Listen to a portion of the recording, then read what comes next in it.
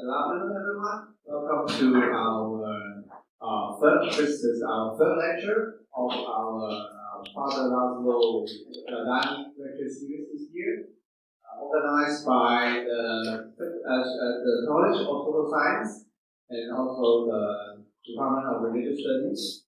And as same as the last two lectures, we have Professor Jonathan Bourgel here with us, and he's the Associate Professor of the Faculty of Theology and Religious Sciences of Laval University in Quebec, in Canada. And we are very honored to have him with us this year as our visiting scholar.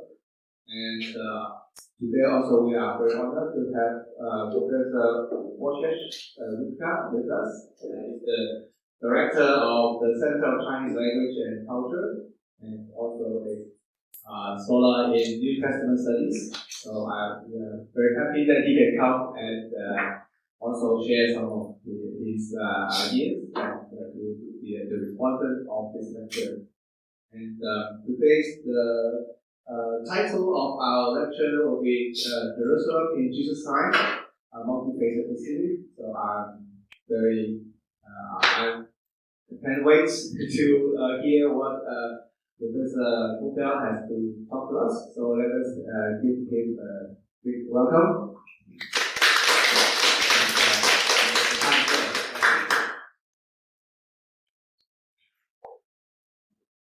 Hello everyone, thank you very much for seeing the lecture. So today we'll talk about Jerusalem in Jesus' time. Is Jerusalem in the first century CE?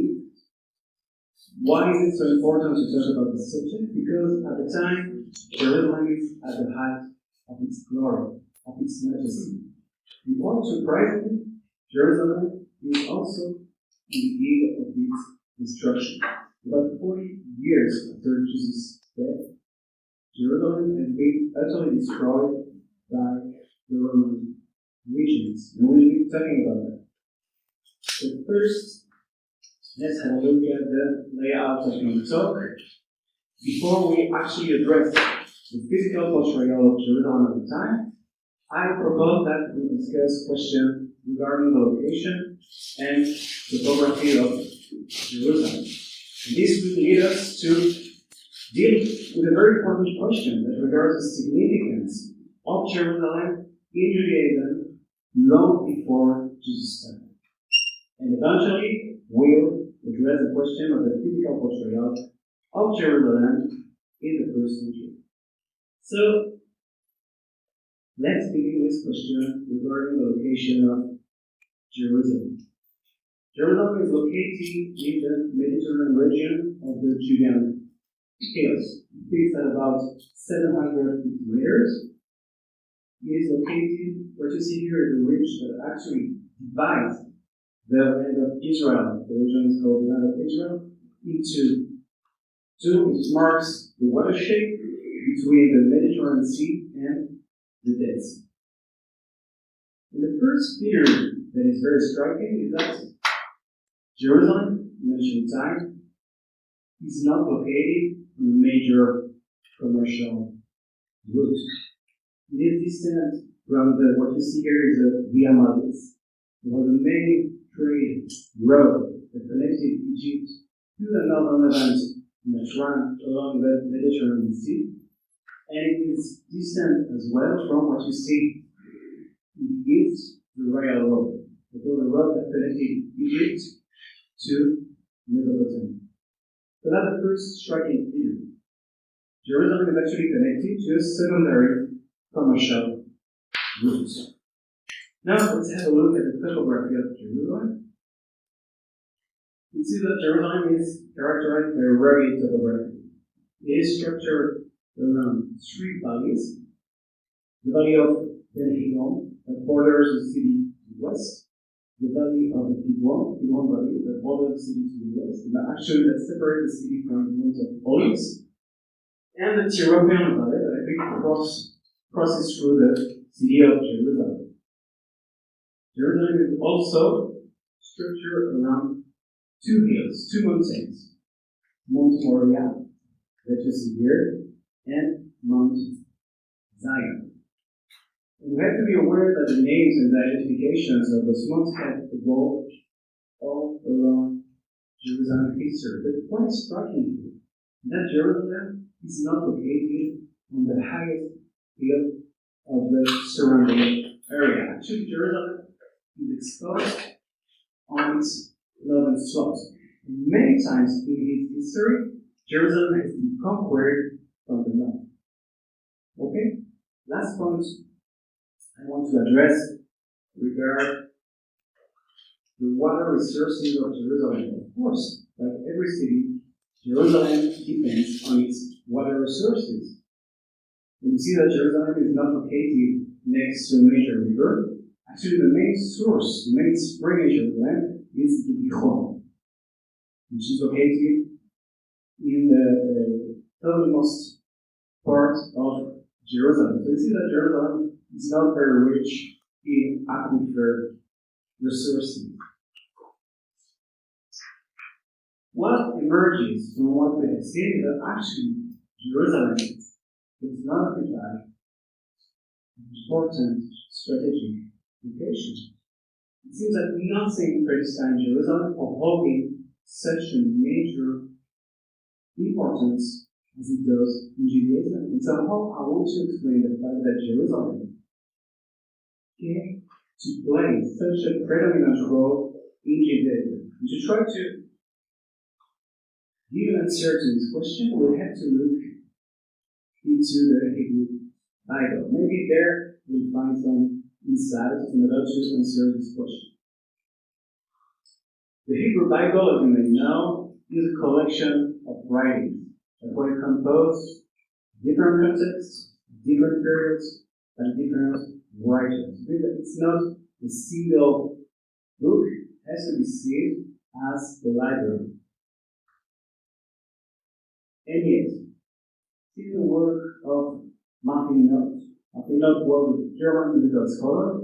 It is very common to see the books from Deuteronomy to the books of Kings as being a literary unit, as being a cohesive historiographical, a cohesive piece of historiographical work. And you will see it's very important to deal with those writings, because we'll see that Jerusalem has a major role in this piece of historiographical work, and I propose that very briefly we review the content of this work.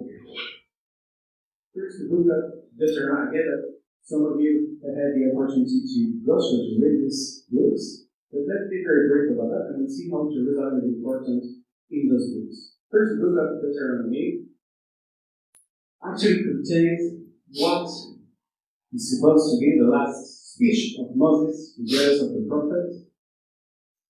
The last speech he gave to the Israelites before they entered the land that was promised to them by God, the land of Israel.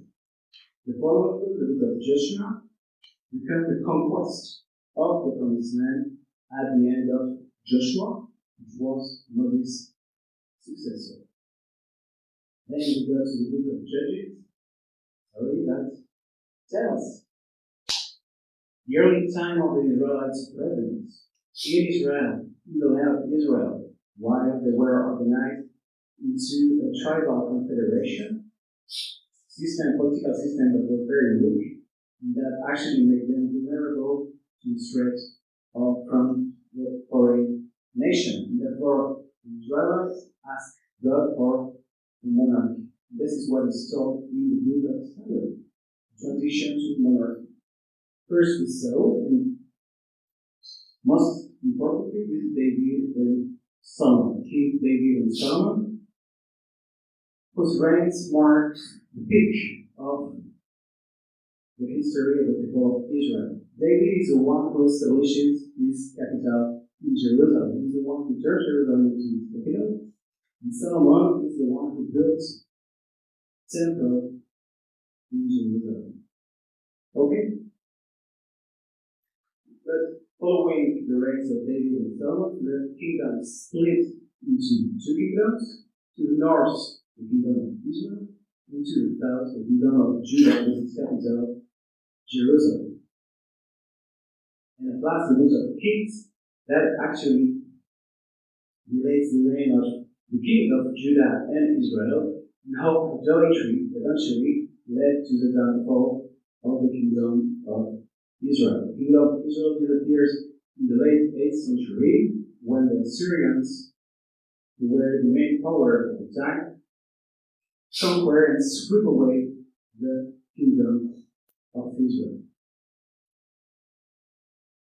So this is what is told in this piece of work, the Deuteronomy history.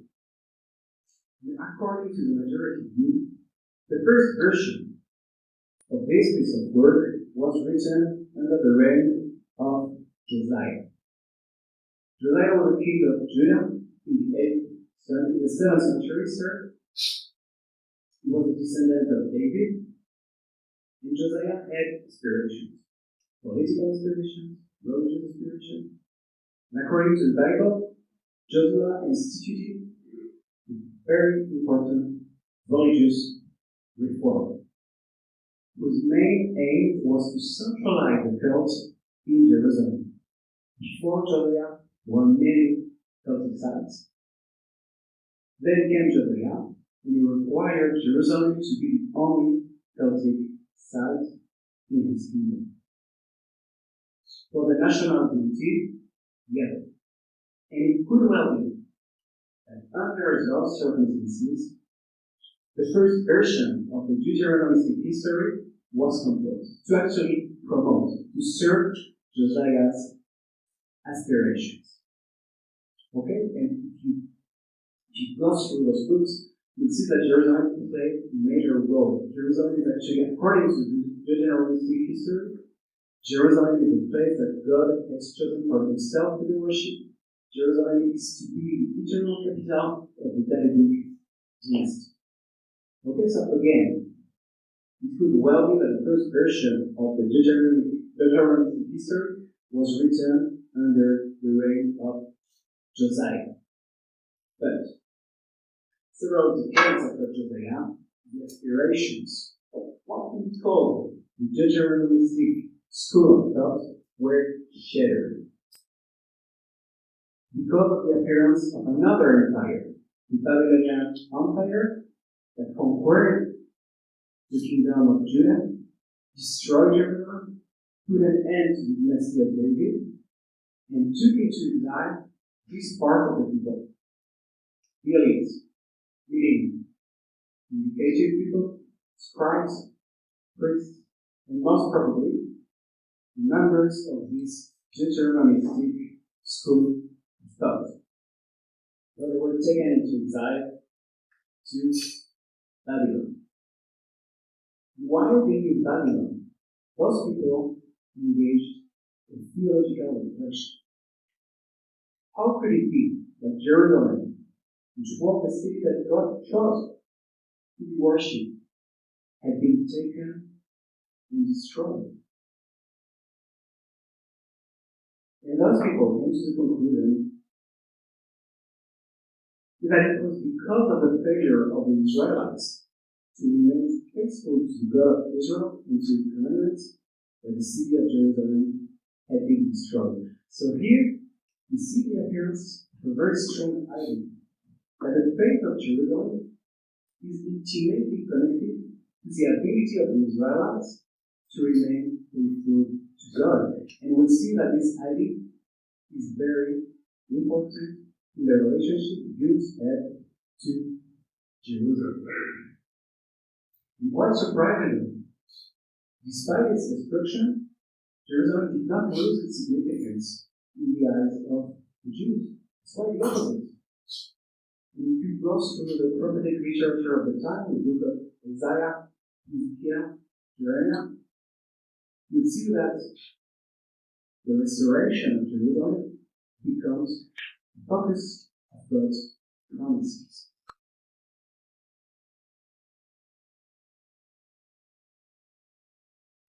What happens next? So we saw that if the elites and that's obviously during this period, that the second version of Deuteronomy history was written in exile.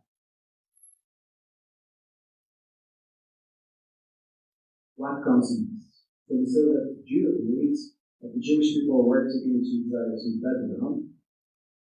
So this exile comes to its end in the coming of a new empire, the Persian Empire, with its king Cyrus, that allows all the exiled people to come back, to return to their homeland, and to restore their temples. This is exactly what he did. And around the year 515 BCE, he built what is called the Second Temple of Jerusalem. But actually, this restoration is disappointing. The temple that is rebuilt in modest dimensions. Jerusalem remains in poor state. This may explain the fact that the prophet of the time placed their hope for restoration of Jerusalem in eschatological circumstances. It means that the true restoration of Jerusalem will appear at the end of time, with the end of the world.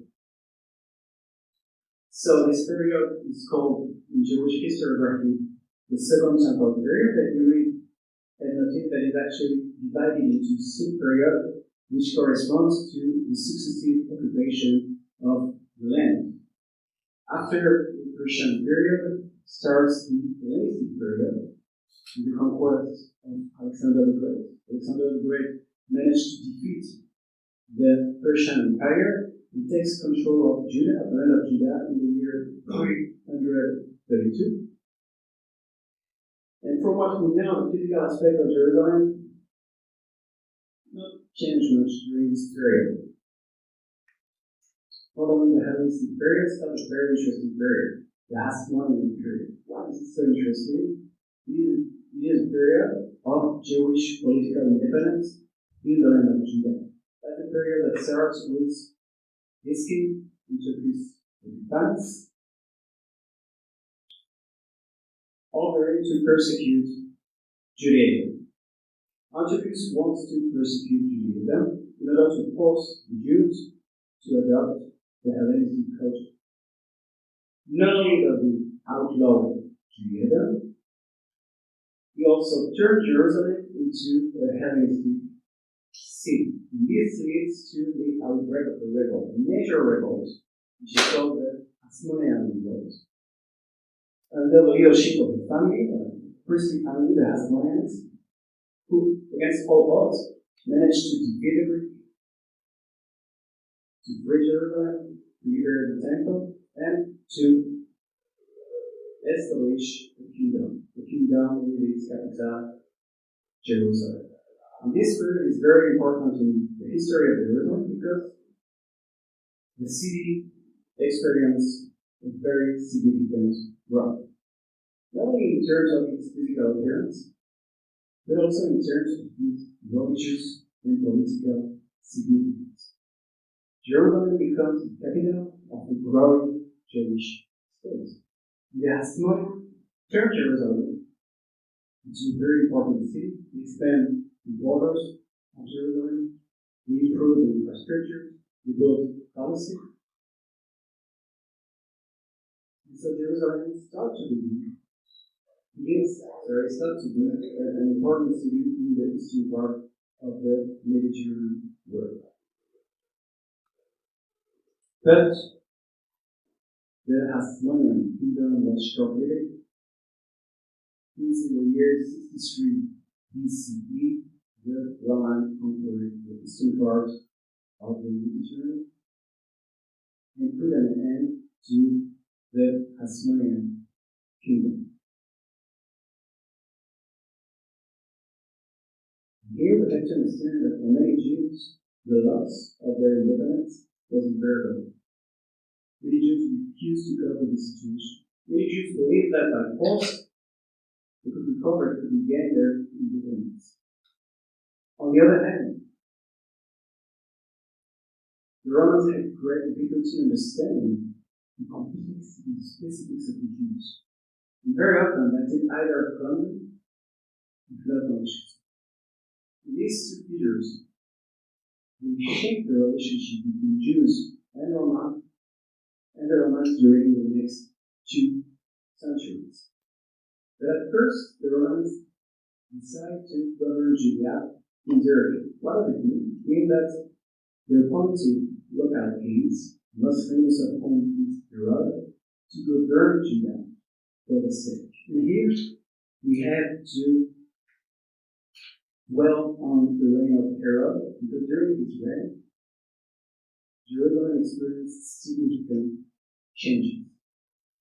So we say that Herod the Great is a covenant king, meaning that he has been appointed by Rome to govern, to rule Judea for the sake. And Herod is facing all along his reign 3 challenges. And we have to address those challenges to understand Herod's construction work in Jerusalem. First of all, Herod had to deal with his Jewish subjects. Judah, his kingdom, was predominantly Jewish. Many Jews considered that his reign was legitimate. For many Jews, Herod was a Roman puppet. Many Jews hated him. And so Herod had to assert his rule, either by using force, coercion, or by granting favors. The second challenge was that Herod had to balance the interest of the non-Jewish population of his kingdom. And here we have to understand that although his kingdom was predominantly Jew, a significant non-Jewish minority lived within the border of his kingdom, and their needs were different from those of the Jews. And so Herod had to provide for their needs as well. And the last major challenge, of course, was to satisfy the Roman authorities. The Romans were his overlords, they had a point of view, and Herod had to be full satisfaction. It means that not only he had to stabilize the situation, to pacify the kingdom of Judah, but also he had to transform his kingdom into a model of Roman culture. Okay? And as we see, Herod was a very skillful. Not only was he a skillful, he was also a master builder. And Herod, all along his reign, has used grand construction projects to promote his interests, political interests, personal interests, economic interests, cultural interests. Just to give you an example, Herod built a harbor in Salem. Why? In order to boost his commercial acres, and in order to flatter his Roman patron. On the other hand, and this is what we see, and that extends to do about the temple, Herod rebuilt the temple in Jerusalem to try to improve his relationship with the Jews. So we see that Herod made a very, very skillful use of his instructions to promote his interests. But after the death of Herod the Great, the Romans again faced a period of unrest. And then they decided to change the form of governance and turn Judea into a Roman government, meaning that they ruled directly with Jerusalem. They established their administration in Judea.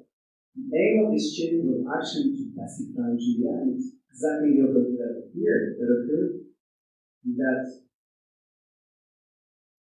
this change led to a deterioration of the relationships between Jews and Romans until the eruption of a major revolt in the year 66 that led eventually to the total destruction of Jerusalem and its temple. Okay? It was very important to give some historical background, because before we can dive into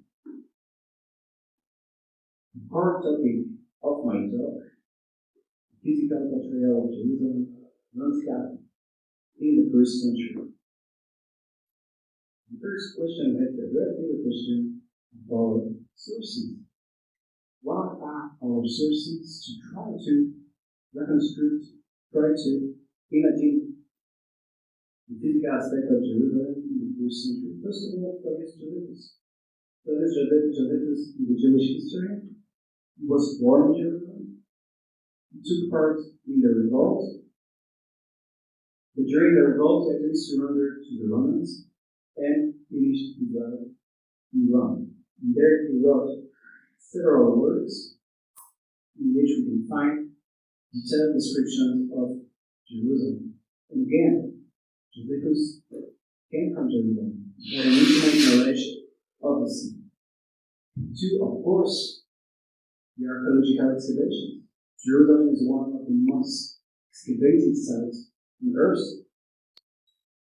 because of its cultural, religious, political importance. And yet, we have to say that since the city has been inhabited, continuously inhabited during centuries, it is actually quite hard to give a precise picture of the way Jerusalem looked during specific times. And at last, we turn as well to the Gospels.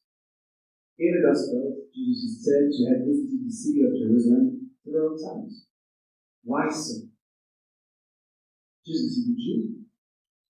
Like the Jews of his time, he does take part in the pilgrimages festivals.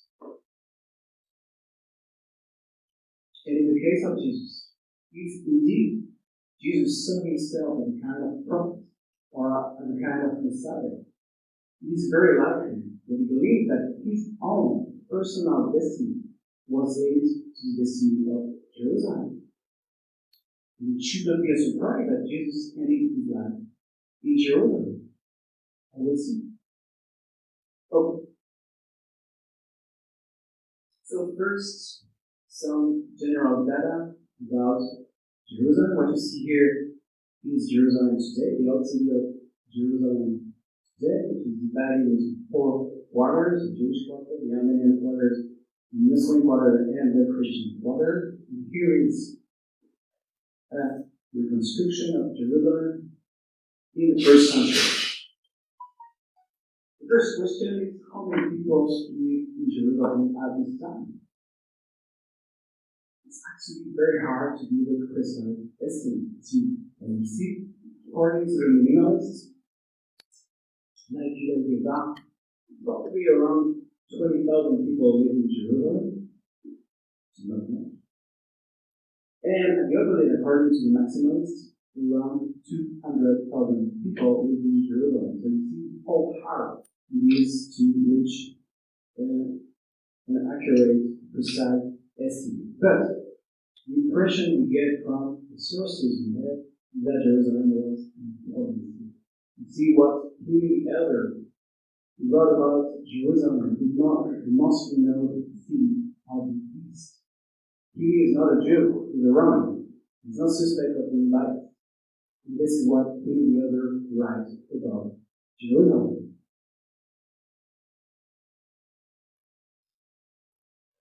Another evidence for the growth that Jerusalem had experienced at the time is the layout of the walls of Jerusalem. If we follow the layout of the walls of Jerusalem from the 7th century to the 1st century, we understand that Jerusalem attracted more and more people. What you see in purple is the layout of the walls of Jerusalem under the Hasmonean. In green, the layout of Jerusalem under Herod. You see that Herod had integrated into the city new locations, and in red, the layout of the city before its destruction. So again, the impression we get and the conclusion that we have to reach is that Jerusalem during this period attracts more and more people.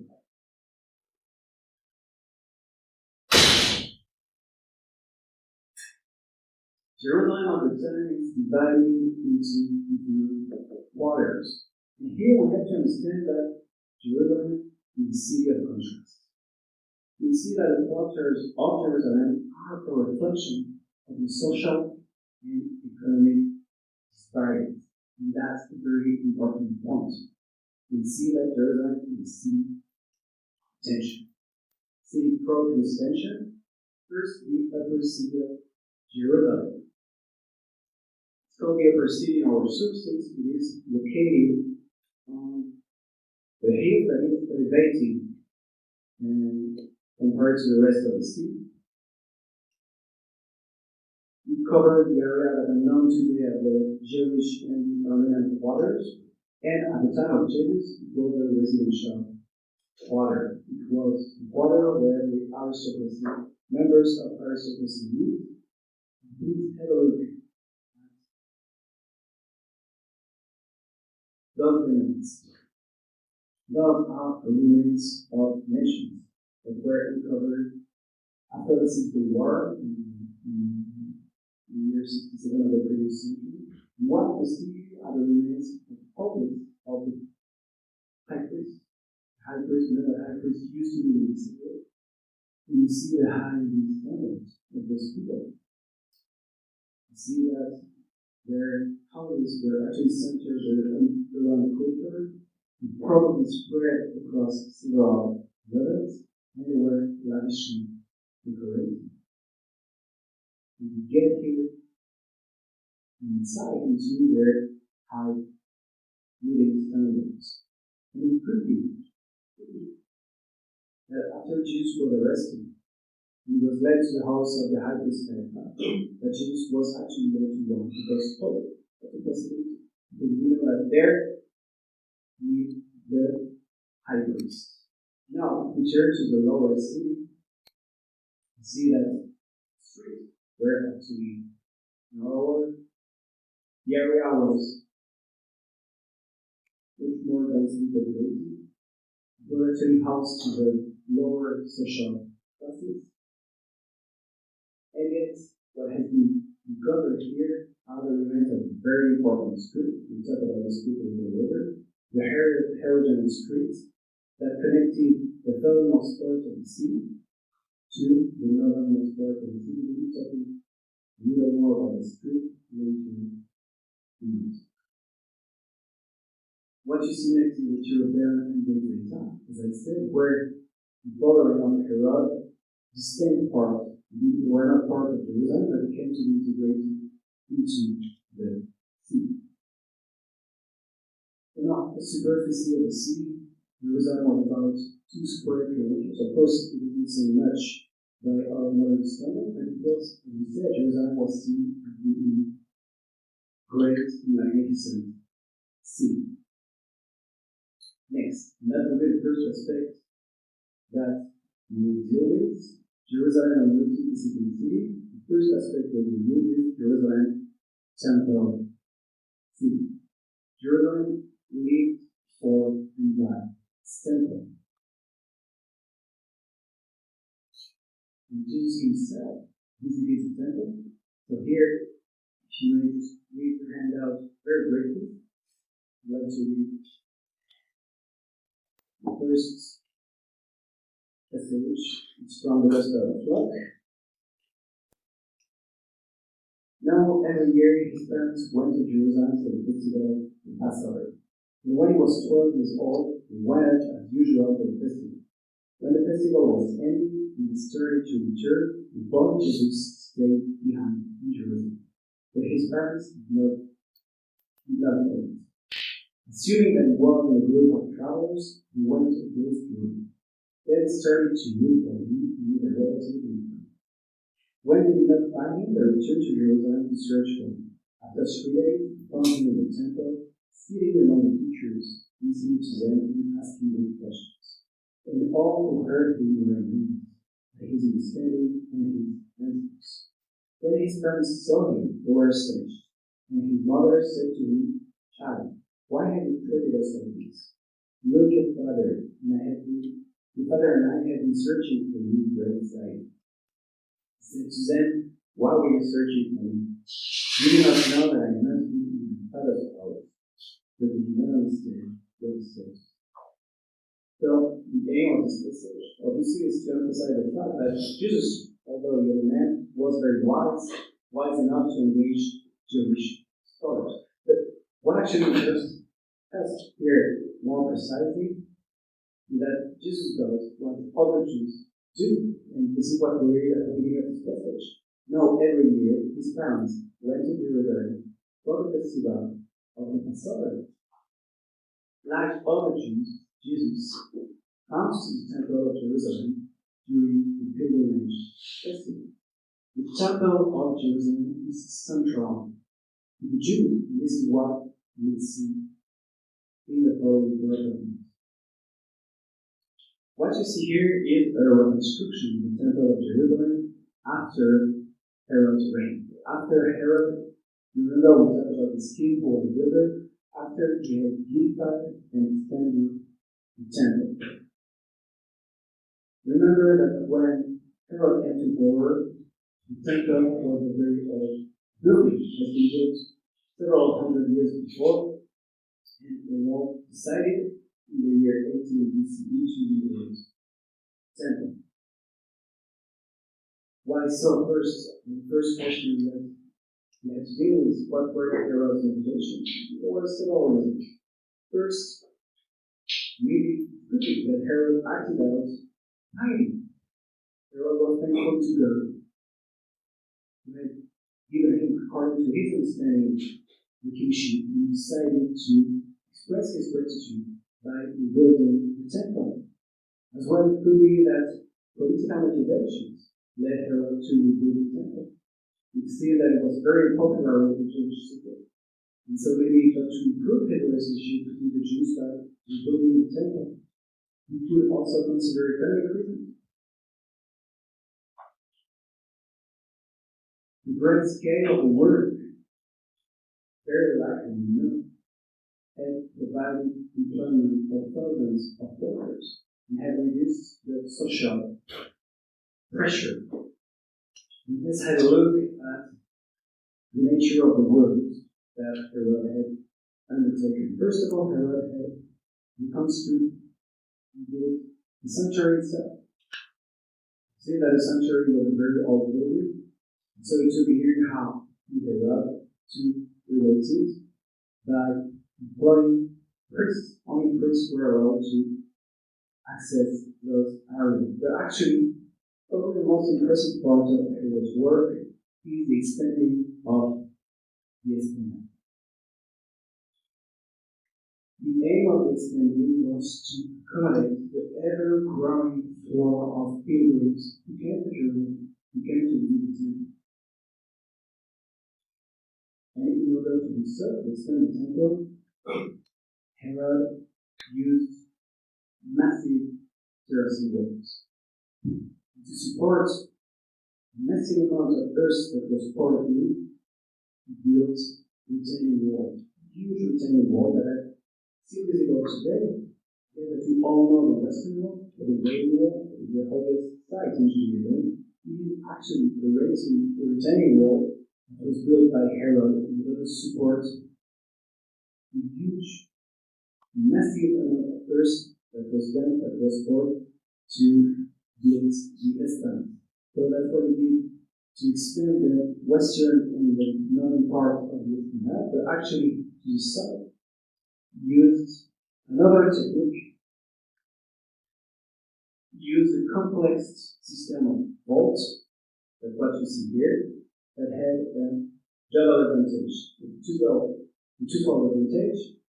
First, it created storage, place of storage, and secondly, actually reduced the pressure on the retaining wall. And at the end of the work, Herod managed to double the size of the Esplanade. You see that the Esplanade covers an area of 144,000 square meters.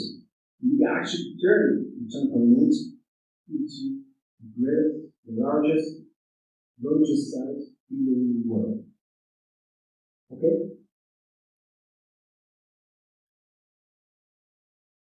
Next. Now we have to talk about the function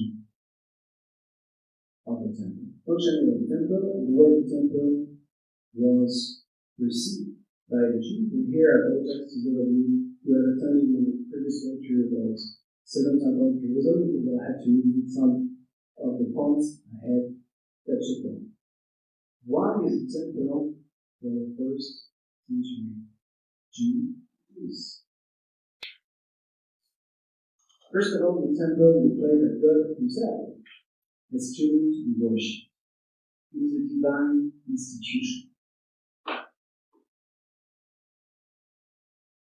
2, the temple is the middle point between heaven and earth. This is the axis point in the center of the world. This is a place where the earth meets the heaven. 3rd, the temple is the only place where sacrifices can be made. And here there is a very important exclusivity principle. Usually there is only one site where Jews can worship God, where they can perform sacrifices. Now regarding the function of the temple, you have to understand that the sacred area of the temple is very well structured, very well organized. The temple is structured in nodes of gradually increasing sanctity. What does it mean? It means that the further you move inward toward the inner parts of the temple, the higher the degree of sanctity. And with the increased sanctity, access becomes more restricted. And we try to illustrate this by visiting the temple rooms. So here is the representation of the temple room. If we go out to the temple room, the first area that we see is the court of the Gentiles. We need the court of the non-Jews. It doesn't mean that only non-Jews were allowed to enter this area. It means that Jews and non-Jews were allowed to enter this area. This area was open to everyone. Now, let's have a look at this building, the Real Store or Real Basilica, is a building that Herod had built. It did not exist before the reign of Herod. That's a representation of the building, and please pay attention to what Jesus said about this building. It was the most admirable building ever seen in the sun. This is what Jesus writes while being in Rome. Jesus knows obviously what beautiful building look like. And yet, according to Jesus, this is the most beautiful, most admirable building ever seen under the sun. Indeed, the roof of the building rested on 4 rows of columns with a massive stone building, very impressive, which was close to market. Market for sacrifices, where pilgrims could buy animals for sacrifices, dogs, lambs, a place where you could find money changers. It is a reminder of Jesus' life.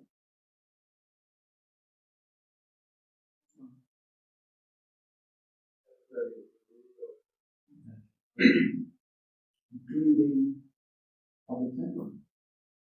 In the Gospel, when Jesus comes during his final week, goes to the temple, and this is what happened according to the Gospel. It's number 2.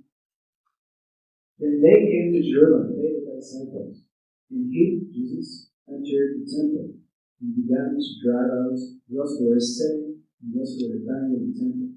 And he overturned the tables of the money changers and the seats of those who sold dollars. And he would not allow anyone to carry anything through the temple. He was teaching and saying, Is it not written, My house shall be called a house of prayer for all the nations, but you have made it of robbers. We see here that Jesus strikes the merchant, obviously considering that his trade, his activity that is taking place in the temple actually defies the sanctity of the temple. And if there is a historical background in the city of indeed, Jesus drove out the merchant from the temple, so it happened there. in this place, in the royal unit. Let's continue our visit of the temple. So now we're moving inward toward the inner part of the temple, and at some point we reach the wall. The long wall that is called the Soleil. What is the Soleil? It is actually the wall that marks the point in which only Jews are allowed to enter. Remember, we've seen that the temple is seen as consisting of several areas of increasing sanctity. So here we have the first illustration. Beyond this point, non-Jews are not allowed to enter. What you see here is the sign or signs in Greek that were encrusted into the wall and that were warning non-Jews not to transgress this prohibition. Next, the court of the woman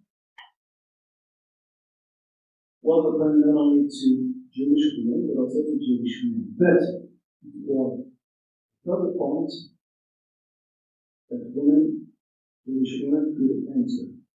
Jewish women did not enter other laws revealing about the temple. Next is the court of Israel.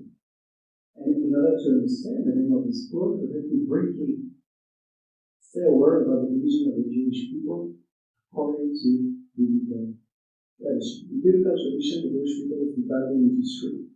First, priests. The priests are kind of aristocracy. Priesthood is accessed only through genealogy, meaning that you cannot become a priest, you have to be a born priest.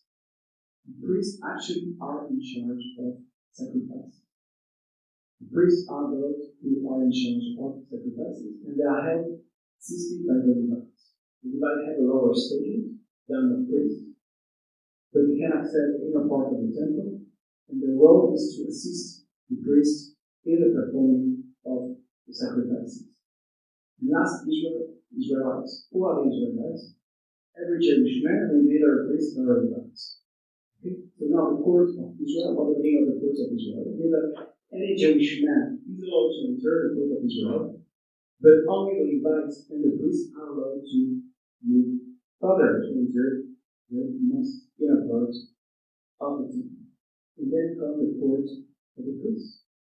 What you see here is the altar where the sacrifices were performed.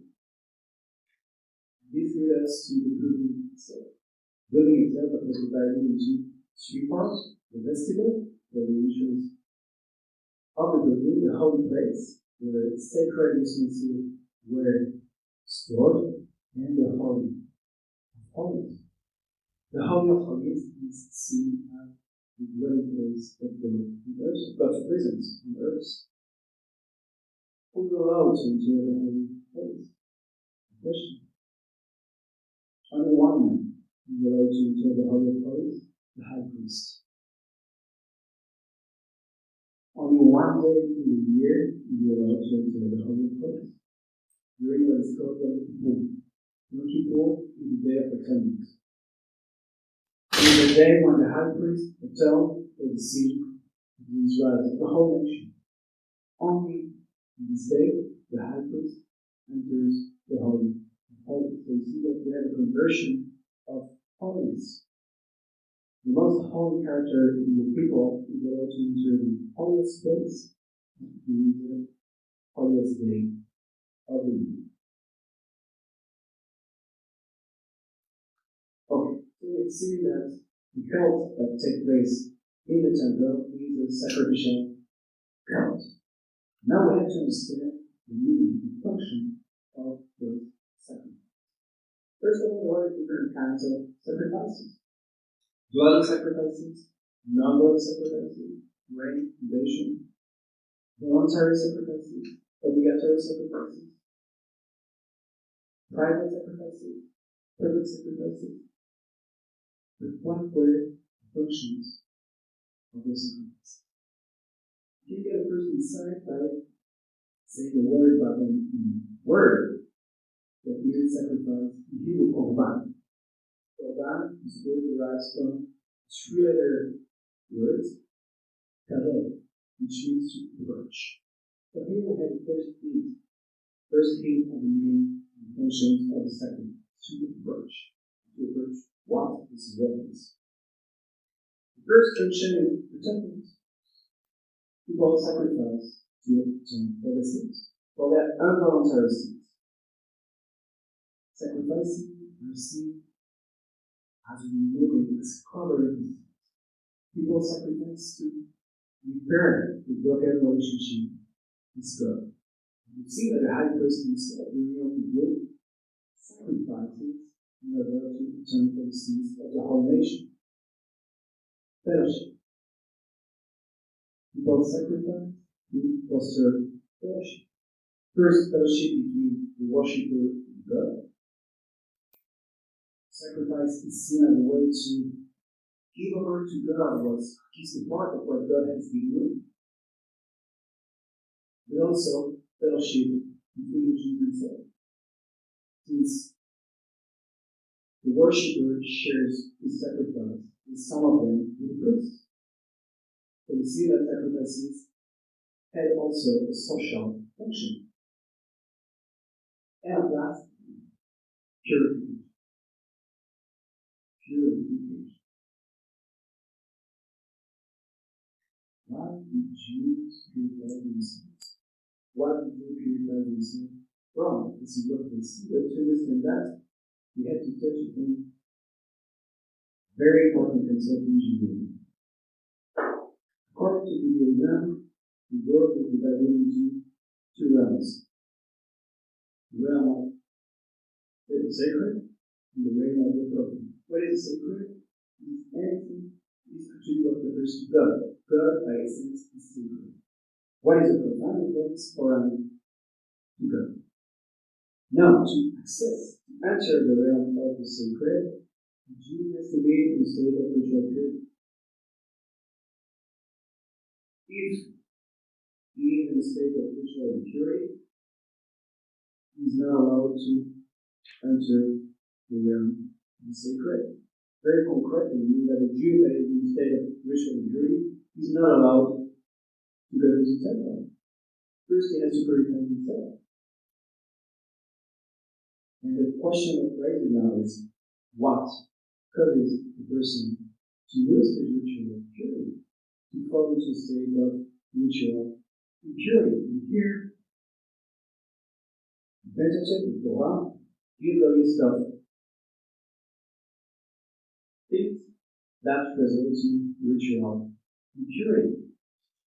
Discharging from the genital organs, but it includes blood of the menstruation, contact with corpses, contact with dead people, leprosy or skin infection. Actually, you see that the normal circumstances of life lead one to body, even to fall from time to time into a state of ritual impurity. So, in itself, it is not a sin to fall into a state of ritual impurity, but it would be sinful to remain in a state of impurity for two reasons. First, because impurity is seen as being contagious, meaning that you may contaminate a fellow Jew. And two, because when you are in a state of ritual impurity, you cannot enter the temple. You could not worship God at the ship. So then what do you do when you fall into a state of impurity to recover your state of ritual purity? First, you have to wait a certain amount of time, depending on the rhythm of the ritual impurity. Then you have to perform a ritual bath. And eventually, finally, you have to perform sacrifice. Only then you recover your state of ritual impurity and you're allowed to enter the realm of the sacred, meaning you're allowed to enter the temple. But there is a second kind of impurity, what we call moral impurity.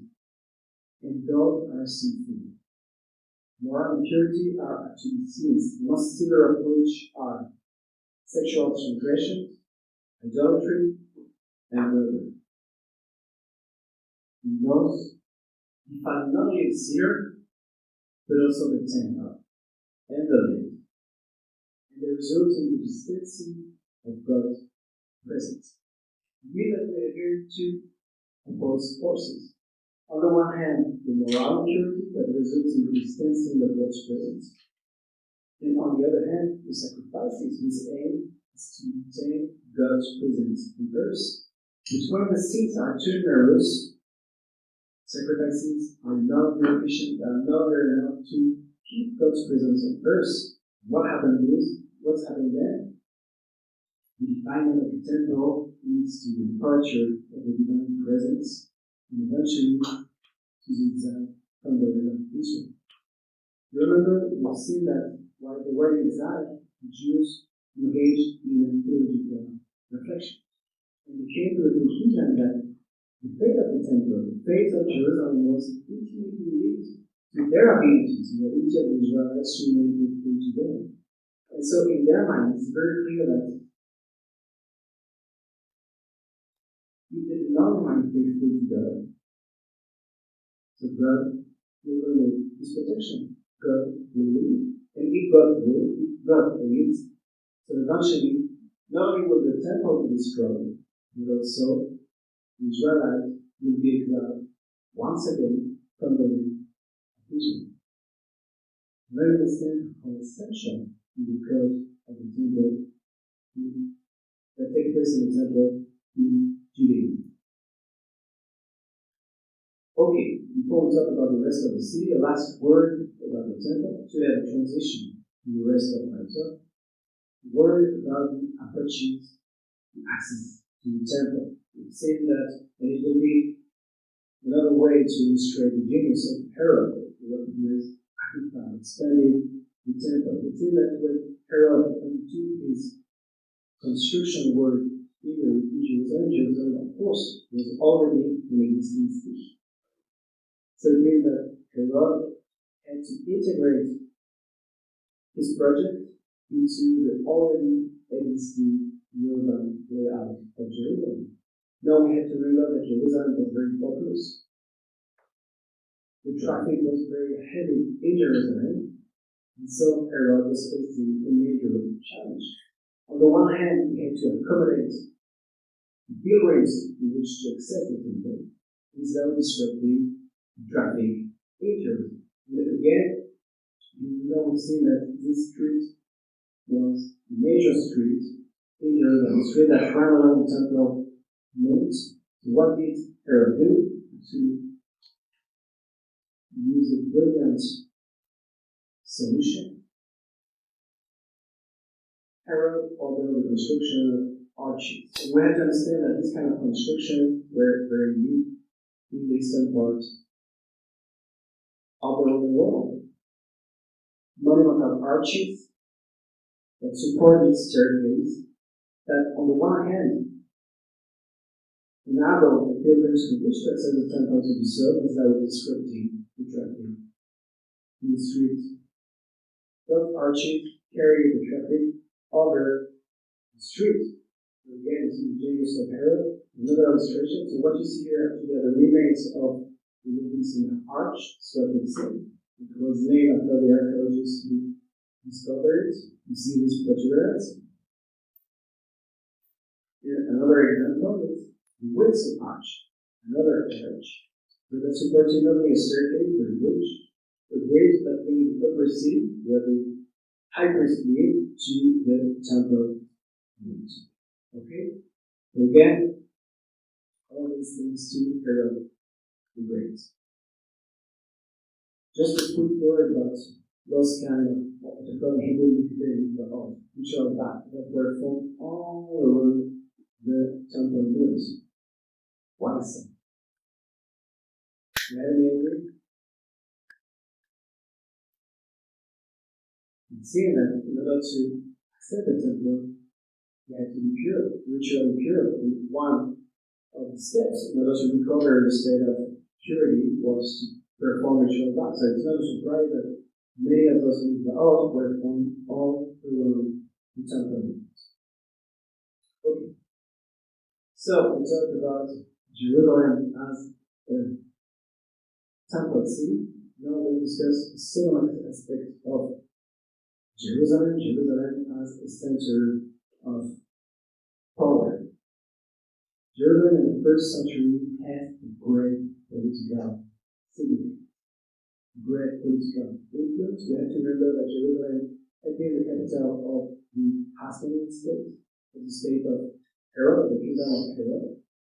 True enough, Jerusalem was no longer the capital after the Roman in 6 CE transformed Judah into a province, and yet Jerusalem did not lose of its political significance. We know that the Roman procurators came to Jerusalem at least 3 times a year during the village festival in order to oversee the influence of pilgrims, in order to maintain the order. And what we'll see now, we'll discuss 2 of Herod's construction in the city as a reflection of the political situation in Jerusalem. The first building down the left is the Antonia fortress. See here.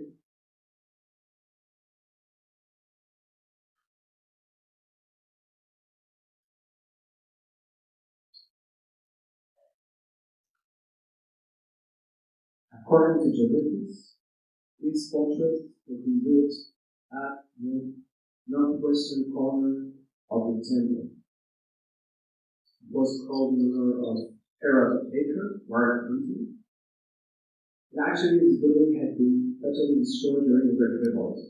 So we don't have much archaeological evidence, and we rely on what Josephus is, what it tells us about this building.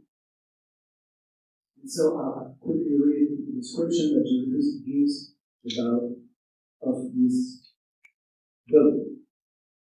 The Tower of Antonia lay at the angle where 2 porticos, the western and the northern, of the first court of the temple met. It was built upon a rock 50 cubits, about 25 meters, high and on all sides precipitous.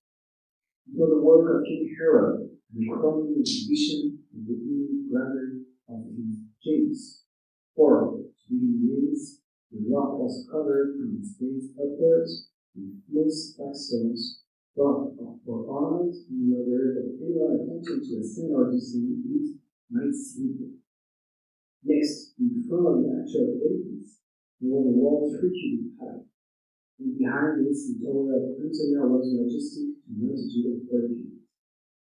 The interior resembled palace in its spaciousness, and apartments being divided into apartments of every description and for every purpose, including cloisters, bath, and blood creatures, for the accommodation of troops, so that from its possession of all conveniences, it seemed the town from its magnificent palace.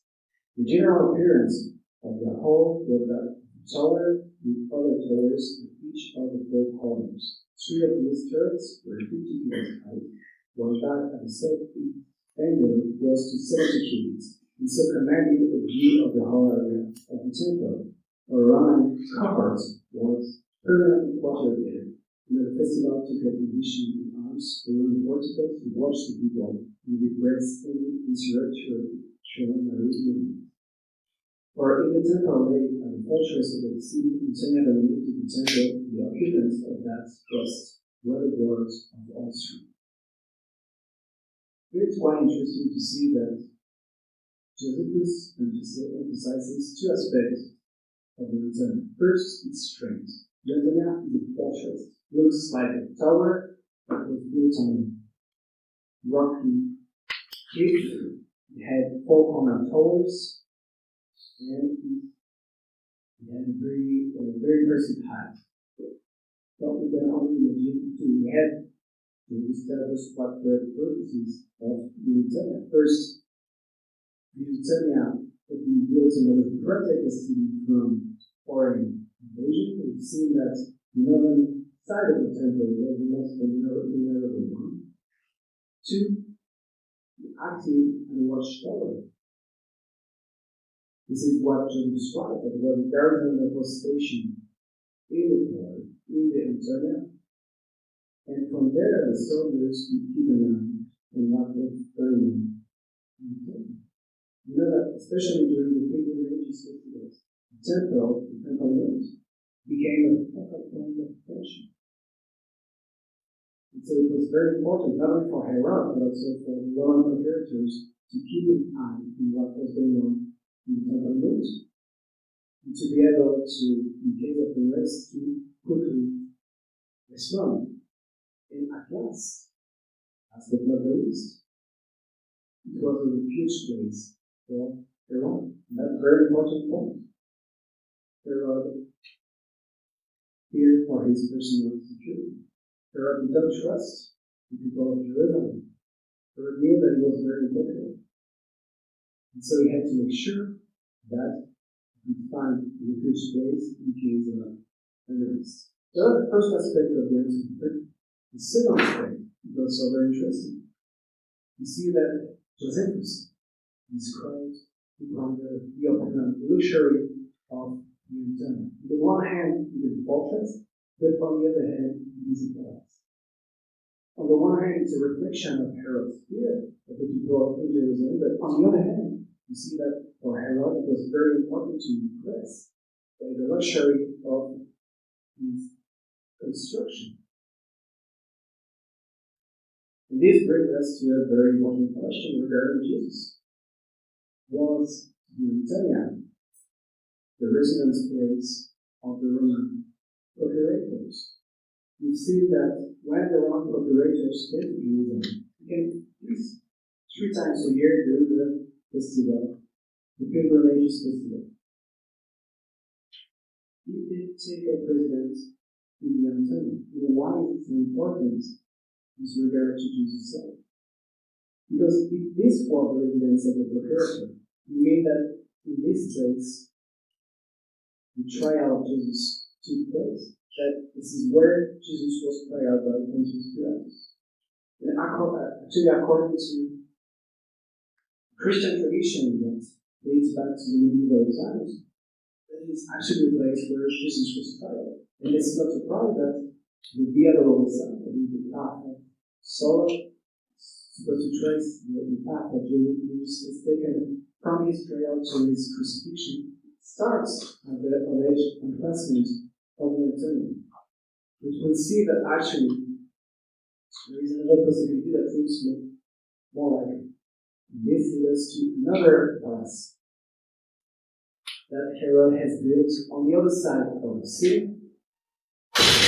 Palace of Herod, and again, we see those two aspects of Herod's construction. On the one hand, Josephus tells us that the palace was enclosed using a wall, very strong wall with towers. It was protected to the north by 3 major towers, but on the other hand, it was a very luxurious palace. Very vast palace with 2 wings, with fountains, with gardens, with bedrooms, with banqueting halls. So again, this is what the business here. On the one hand, the fear of Herod and the Roman procurators for their security, because they did not trust the people in Jerusalem, they were very popular with them, but on the other hand, the luxury, the power as the expression of the power. According to the majority of historians and archaeologists, it is much more likely that he is there. Jesus would be trial. It's much more likely that the Roman procurator, when he came to Jerusalem, took up residence in this place. And what you see here, I don't think it remains from this palace, but because it has been completely destroyed between the Great Revolt, what you see here and there, it's probably the foundation of the palace.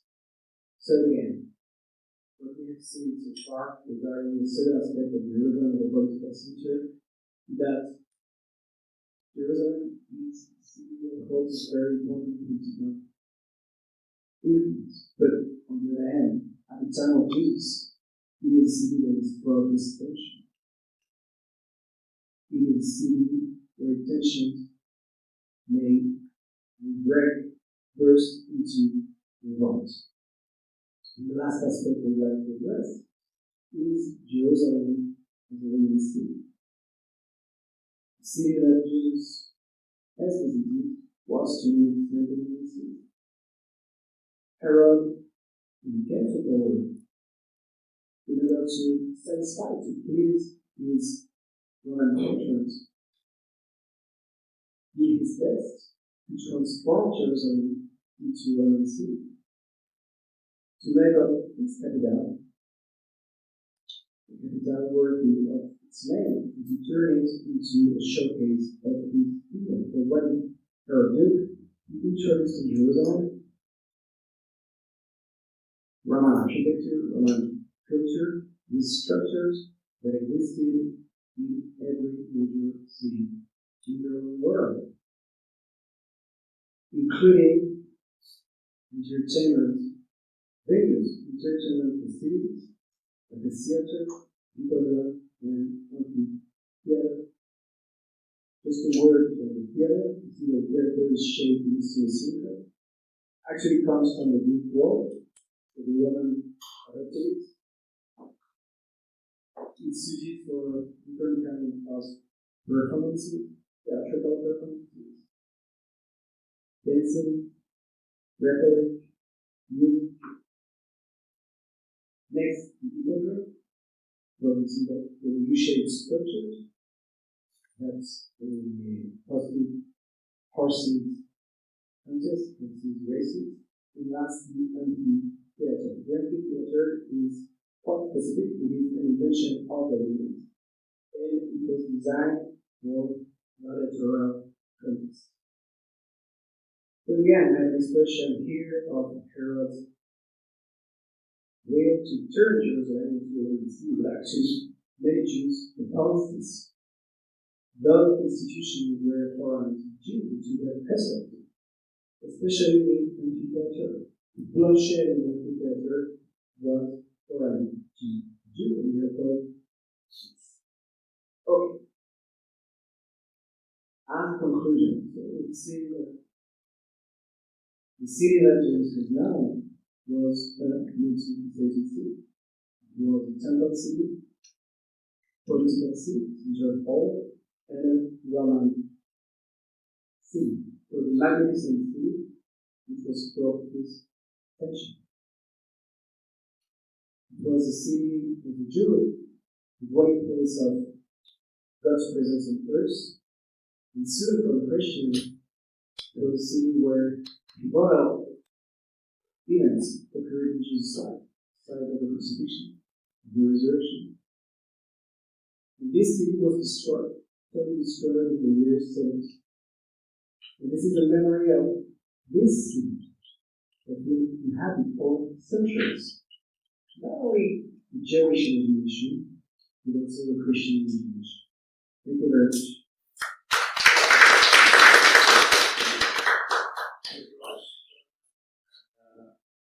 Now, I would like to invite Brother Rybka to give some comments.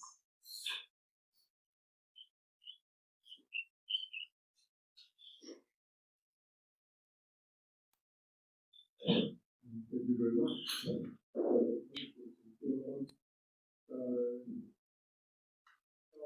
Jerusalem is a very special city and very worth visiting. Some of you already went there, had this opportunity. I was really very lucky that part of my studies was to do that. So I did 1 semester as an exchange student from the Political Institute, so a couple of months, 1 semester. I lived in Jerusalem, lived outside the old city, but very close to the old city actually. There is a branch of the Political Institute on the other side of the Valley of Hebron that President Jonathan showed us. These valleys that were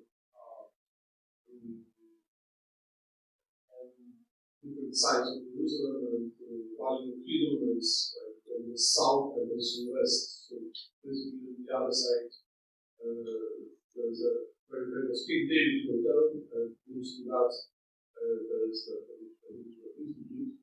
So it was a close distance. I could go to the city actually quite often. And through the Valley of Freedom, that has a very special meaning. It's a Gehenna, Gehinom. In the Hebrew, it's a Valley of Freedom. That is why the word Gehenna comes from this. And in the New Testament, the symbol of hell actually because of the sacrifices of the idolatry worship of the sacred part in the Testament. Some of this worship was got this association in the New Testament.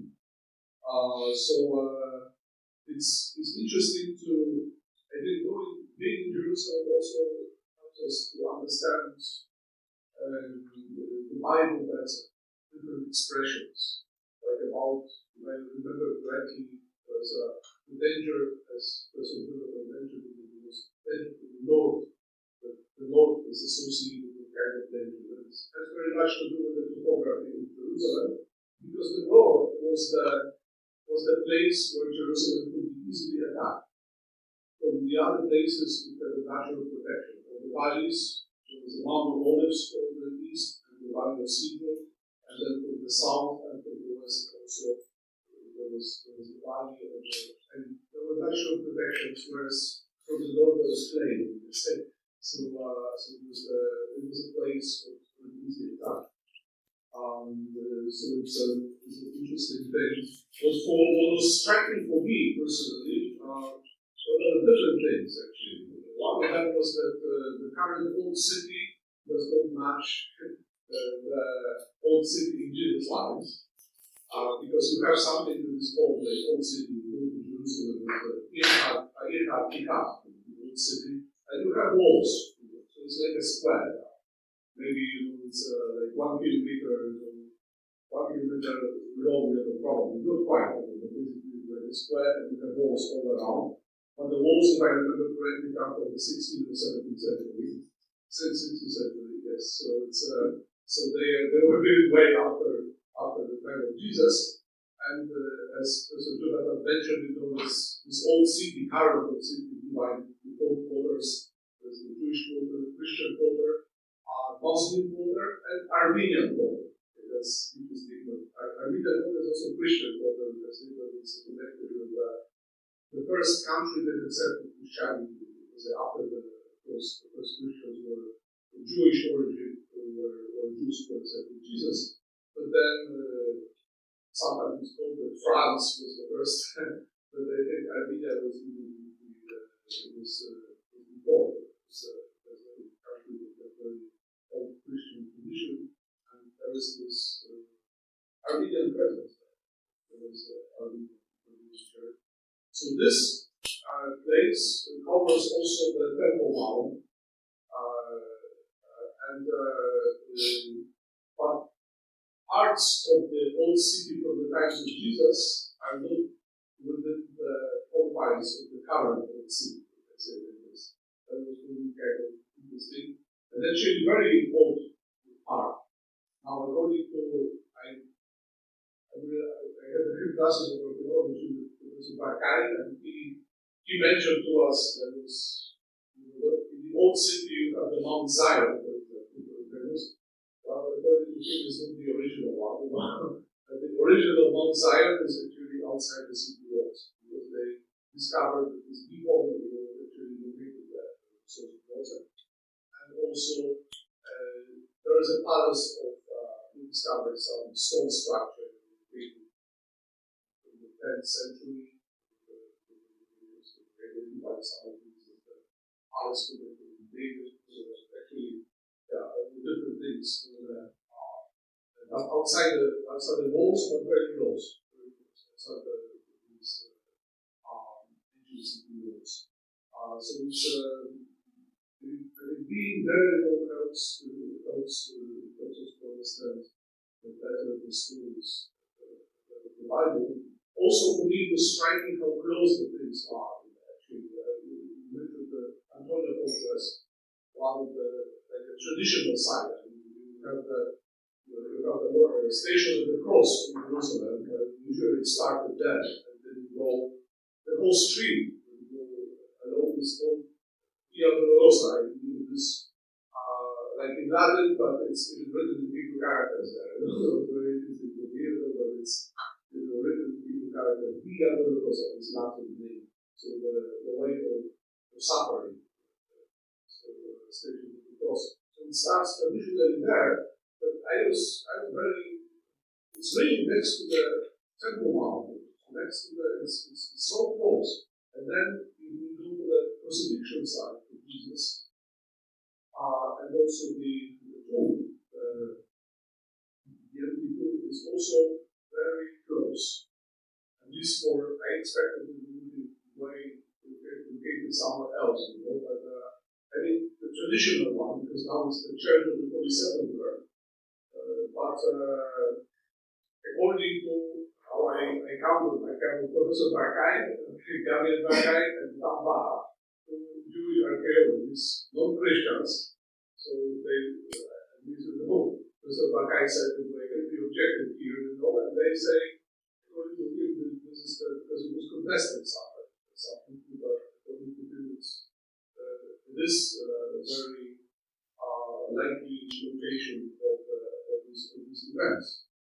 Because during the times of Jesus' early first century, not the late first century, late first century actually became part of the city. But according to him, the first part of the first part of the first century, this place was outside the city walls.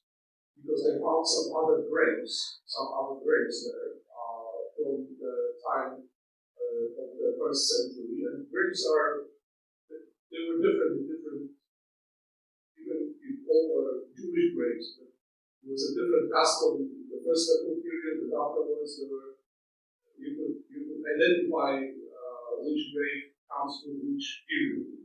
There are different ways to do it. So they found the evidence that there were other graves there, which means that it had to be outside the city walls. You couldn't bury someone within the city walls. So that's one of the strong arguments that this is the place that is associated with the place is right. There are also other arguments for this particular place. So the place of Antonia, maybe it's it's a tradition, but we don't know how reliable this one is. Because there is a different palace. So like that part is there. Our palace. The island that was close to the Herod's palace, right? We know that Jesus was also brought before Herod, was to the new Herod's. So we also there are still many things we kind of don't know, but some of them we can know better. And it's interesting that Jerusalem has this status. It's a very special status for the Jews, also for Christians, because of Jesus, history of salvation. Because it was conquered only by David. Before that, there was Jerusalem there. But there is a tradition, actually, on the map that we showed, there is Mount Moriah. I don't know.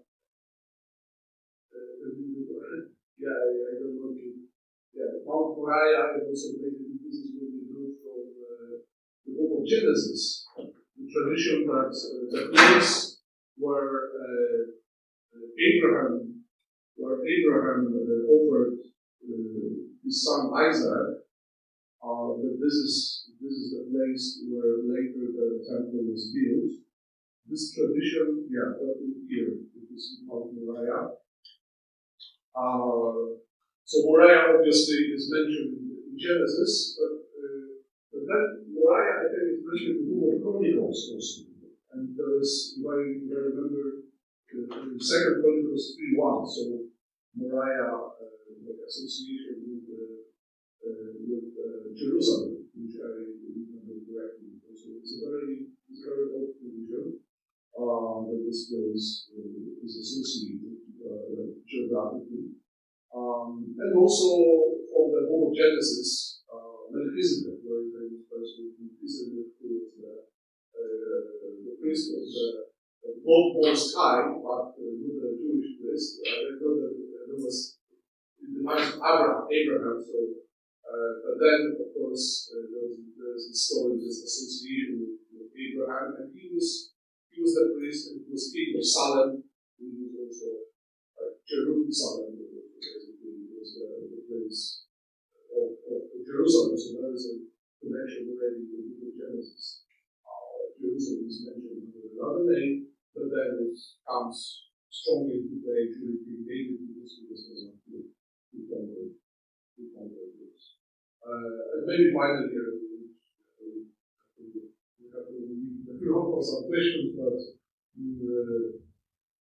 one of the stories from Jerusalem would be is again from the person Bacchai. He was the guy who discovered the oldest piece of the Old Testament of the Hebrew Bible written.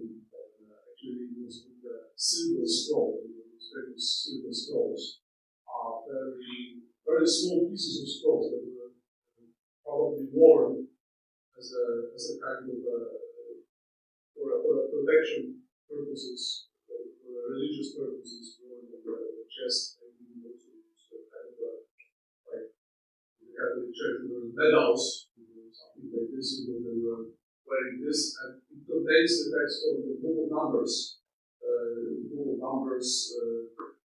Verse chapter 6, verses 24 to 26. This is the famous Aaronic, blessing of Aaron. And quoting from memory, the Lord bless you and help you and keep you. But basically, this text is over that. And they dated it it's the 7th century before Christ. So basically, it's the oldest piece of the Bible. Of course, it came from the Bible. I mean, because maybe this Aaronic blessing would be a blessing basically used outside of the written book. It's also a possibility. But we find this text in the Bible, and the oldest kind of material in which the Bible was written. This is the oldest piece that was found. Because maybe you know, in the case of the Hebrew Bible, for a long time, the oldest manuscripts were actually from the 10th century, after Christ, before. So, the 10th century or something like that, Aleppo Codex, for example, that's one of the oldest. That was up to the discovery of the famous Dead Sea Scrolls, the scrolls from the Judean deserts, when the manuscripts from the 3rd century, the 2nd century, so really very, very old ones were discovered.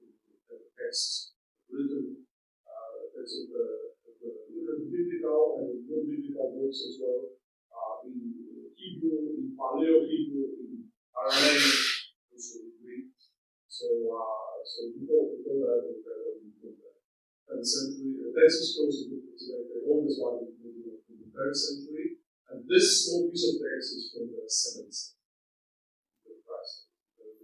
So he discovered it. According to what he said, it's probably one of the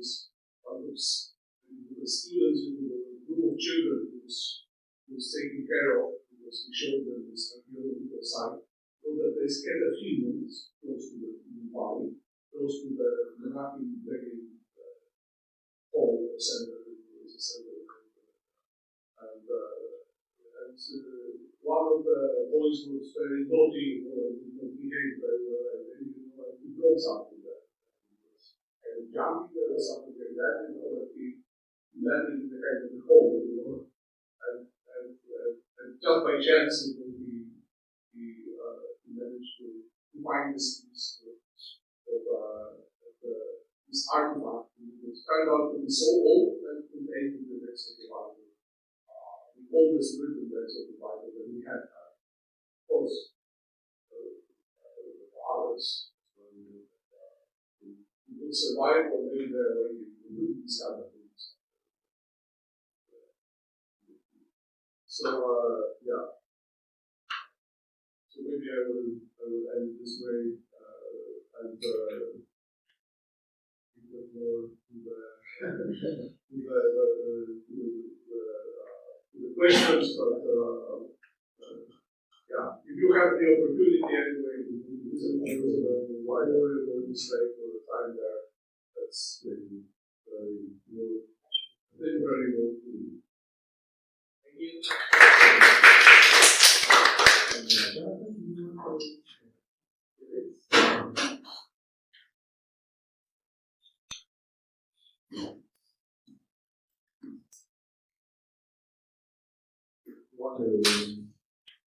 Want to respond? Just listening and enjoying the full description of you. Thank you very much. Okay. Now we have some time for questions and answers. So if anyone of you has a question, then please raise your hand and we will ask our speaker to respond.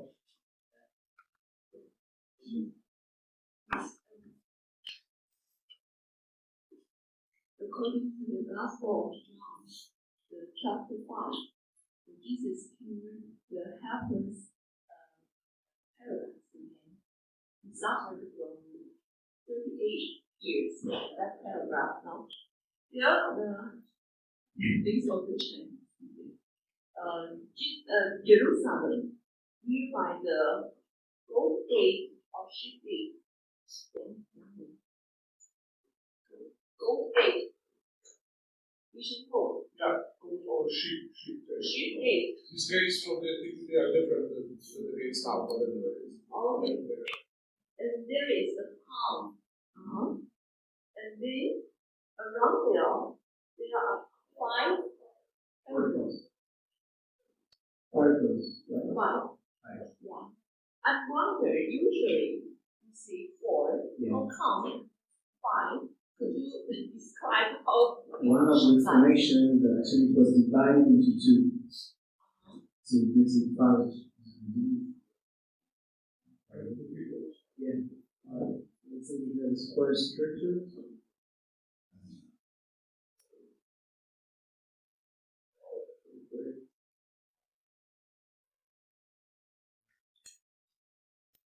Okay, so let's say that we have a square structure with vertical here, and here. And it could be, that's one of the explanations, that there was a vertical that divided the group into 2, and we had 5 polygons.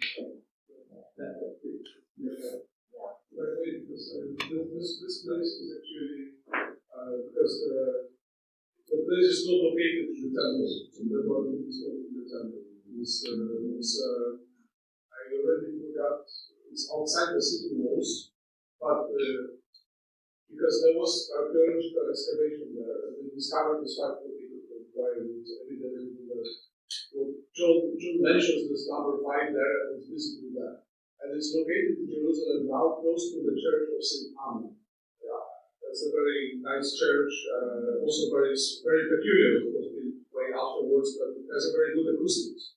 So you can go there, to the church of St. Anna, you can whisper to one wall, and someone standing on the other side will hear what you say. So it's maybe a bit dangerous. You can pass some history to somebody.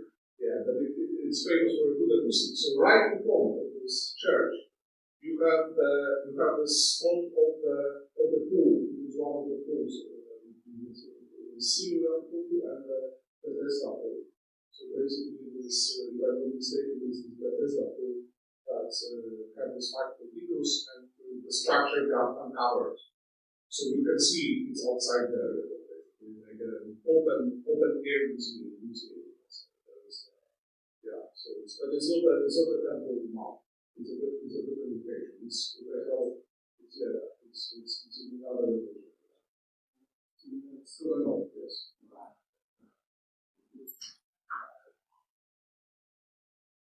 Okay. Any other questions? Anyone want to ask something?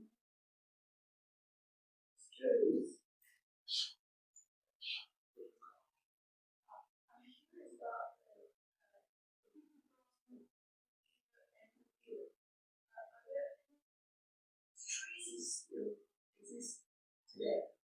Actually, no, it's very surprising. As I mentioned, Jerusalem is one of the most excavated sites on the earth. Today, no remains of the scriptures have been uncovered.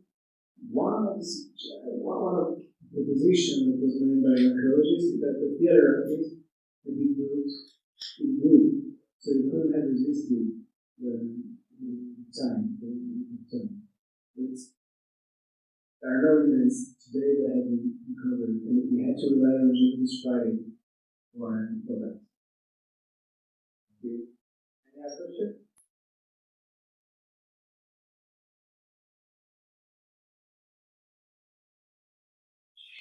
Yeah. Simply about this, you mentioned Jesus cleansing the temple, and you were getting rid of the merchants, basically.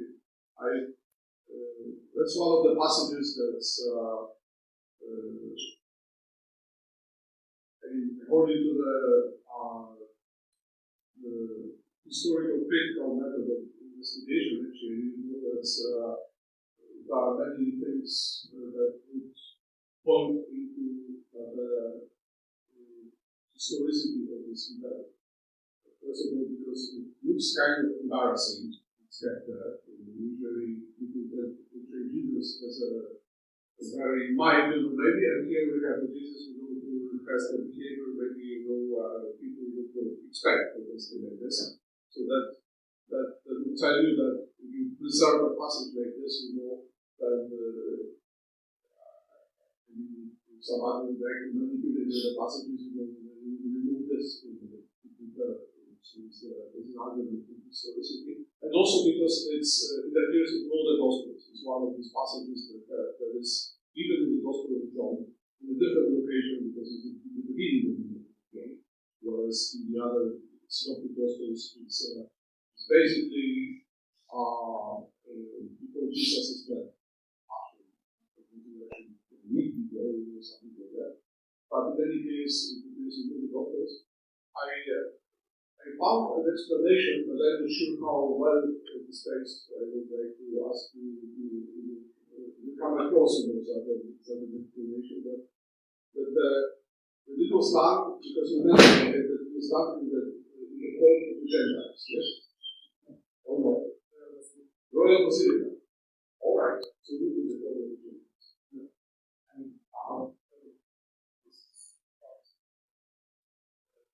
All right. So it's. I found out the explanation that the reason for why Jesus moved these guys from there, that they occupied the court of the Gentiles. And basically, the court of the Gentiles was the place for prayer, and that before it was not being there, but because these guys were using, occupying the place that the people, and all the people of all nations, because it was open for everybody, could come and pray.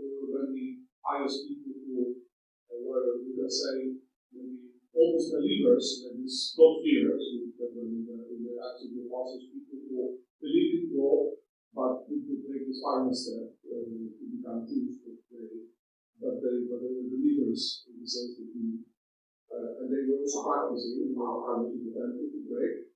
So the reason for it, because people try to explain now, why Jesus did this, also like a deeper meaning. One of the explanations I found that in this particular period, some of these merchants were actually in the very form of Gentiles, and that was right because they should do these things in the code of Gentiles. I did you come across other. So the sacred curiosity is part of the algorithm. We can only speculate about just reasons for the events. For others, because we consider that in sense that trade in the temple to defile the size. You should sell things in the temple. But again, there is a historical background here. But for other scholars, it is not likely that actually happened. Why so? Because we've talked about the Antioch fortress. You know that there was a garrison of soldiers. All the purpose of this place, of this garrison, was to respond quickly to any arrest. So if Jesus actually drove out the merchants and the money changers, how could it be that those soldiers that prevent him from himself and then arresting them? Because when we saw in the gospel that the following days Jesus comes back to the temple and he's not prevented to do so. So and for their own purpose to prevent this kind of unrest. So it could be that there is scarcity, it could be that no, but we're left only to speculate on the reason. If there is a scarcity to speculate on the reason. For others, Jesus actually aimed at the Sadducees, not specifically at the merchant, but at the person, the Sadducees who were living in the temple, who took advantage of the commerce, of the trade that was held here in the temple. Again, we cannot speculate for the reason that God led Jesus to drive the merchant from the temple. It's frustrating. One of the issues in the former that's true. Well, sometimes the soldiers they were notified in what they say. Of course, they were looking, I don't know, they were so actively looking at the, at the arrest or unrest all the time, because we know about cases where, for example, it was forbidden for the Roman occupiers, they brought their own rules. One of the rules was the Gospels also that there was no permission to give a death penalty to the rights in order that to report to the Roman procurator. Nevertheless, I think there is a case of the Acts of the Apostles, the story of Stephen. But apart from this, I think there are other cases as well. There are reporting that from time to time, it actually happened to them. Even if it was from the Roman point of view illegal, but here and there, there was spontaneous, let's say, like this movement. So it might be that not every kind of turmoil. And another question is on what scale it was. Right? So it might be that the guys, if they are not notified, will react. But of course, it's simply trying to think about the reasons when we look at any kind of sources.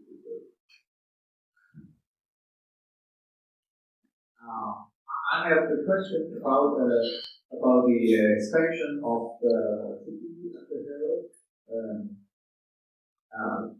Well, since you said that the Jerusalem was not yet on the major trade route, and what do you think was the reason why it attracted so many increasing population? Because again, my point was to show how Jerusalem came to play such an important role in Judaism long before Jesus appeared. At the time of Jesus, of course, it is a religious attraction. The temple was believed to be the dwelling site of God's presence on earth at the time.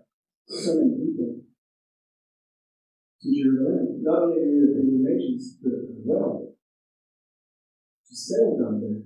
We hear from the Acts of the Apostles, Jews who come from the diaspora, from Egypt, India, Syria, and who wish to visit Jerusalem, to settle down there, to stay with all the temple, and the sacraments. But again, is after Jerusalem had become such fundamental place in Judaism. Mainly, okay, because the second temple was built after the return of the Jews, right, and under Persian rule, and but Herod expanded the temple, and this is also the reason. This is also the reason why the more and more Jews want to stay here or around. Actually, I think that Herod expanded the temple because more and more pilgrims came to Jerusalem, and the temple before Herod's birth was not vast enough to accommodate pilgrims, so to provide an answer to this situation. And that's why he expanded the temple. Again, from the Hasidic period to the destruction of Jerusalem, we witness ever-growing influx of persons who come to Jerusalem to be Jerusalem, sometimes to stay in Jerusalem.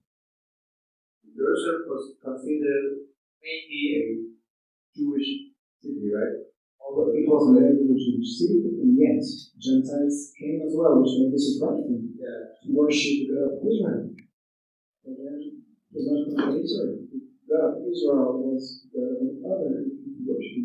And as we said, well, God-fearers, meaning Gentiles, who did not formally convert to Judaism, but who believed the God of Israel, and to some extent were there to the religion of Israel, without formally becoming Jews. So, Judaism and Jerusalem many people through the fiction. So, it's not, well, you would not consider it like an international city. Okay. It was a deeply Jewish city that was, I would say, one of the leaders of Rome. And thanks to Herod, it was only handed out to be as well the Roman city. Jerusalem to be worthy of, to be like any other capital in their own world. This is what he wanted to show to the Roman patrons. It was turning his kingdom into a Roman cultural kingdom. Yeah. So,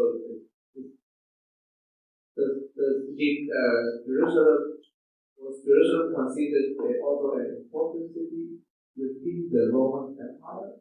Yes, it was a very famous city. This is what we see a reputation from being the other is the Roman author. Well, after the destruction of Jerusalem, he brings the depiction of Jerusalem, and this is very right. We must, see what it is. Again, it's not apologetic from. The militarists try to glorify Jerusalem, even the Jew. Yes, this is what he writes about Jerusalem, so we should not doubt it. It's a very famous city.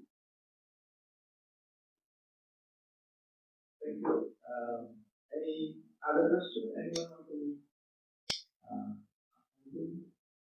Well, if not, I think we ended our lecture here, and I thank you again for coming to the lecture, and want to thank Bourgel again and for his wonderful lecture. Thank you very much.